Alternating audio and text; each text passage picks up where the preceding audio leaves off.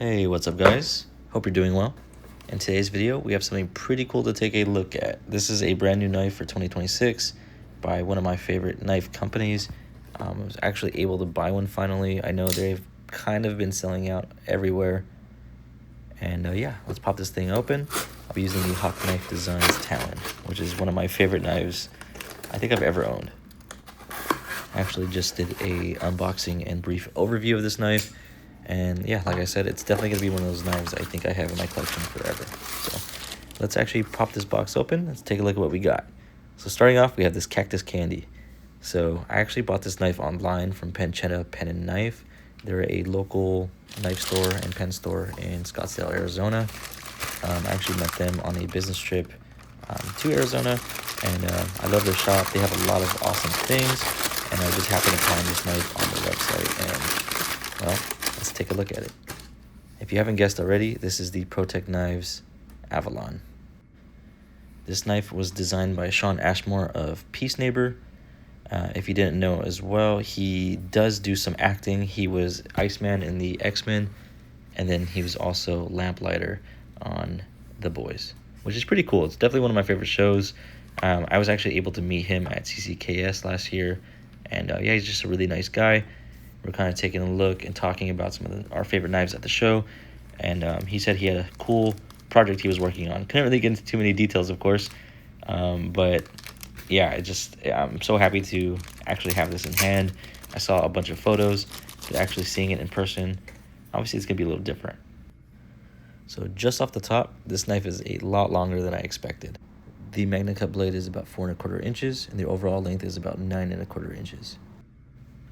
This is definitely one of the biggest knives in my collection, and yeah, like I said, seeing it in person is a little different from the photos online.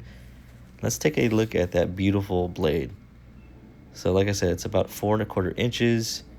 This thing is very, very pokey.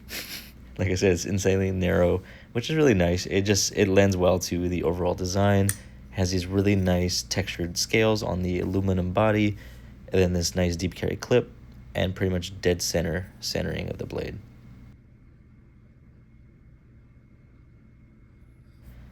Now let's take a look at that Pro-Tech action we all know and love. They've pretty much perfected the button lock action. I don't know if any other company does it better for the price. Let's do a couple size comparisons. This is the Hawk Knives Talon, of course. We also have a 3.5-inch XM18 Bowie by Hinder Knives. Then we also have the Machine Y Sonora.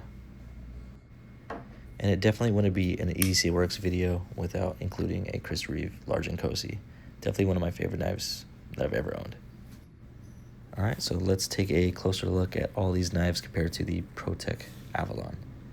So as you can see, this knife is pretty much going to be longer than every other knife on this table, but it's also going to be probably the lightest knife on the table, running about 3.69 ounces, which when you compare it to other knives that are 4.5 inches blade-wise, yeah, that ratio is absolutely insane. So I think they did a fantastic job in that department. And then last but not least, the Large and Cozy. So just kind of going over a couple other little things as well. The version that you see here is going to run about $285. So definitely a little bit of money. However, you are getting a nice California-made knife from a company who actually cares about their products and the people that actually buy from them. So if you guys haven't met any of the guys from Pro-Tech, they're all super nice, very genuine people who are very passionate about their stuff. So I definitely don't mind spending about $285 on this knife. You're getting a lot of good traits and qualities that other companies just aren't going to match. I also kind of wanted to take a closer look at some of the finer details of this knife. Here's the jimping. It is definitely on the grippy side, but it isn't going to be super aggressive, right? And then here's that super fine tip, which is going to be really good at piercing tasks. I also kind of wanted to do a quick little cut test. This is some note paper from my hotel.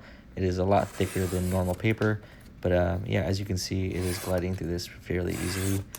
Might hit on the strap just a little bit, but yeah, straight out of the box, it is very sharp. So let me know what you guys think down below. I appreciate all the support. I'll see you on the next one.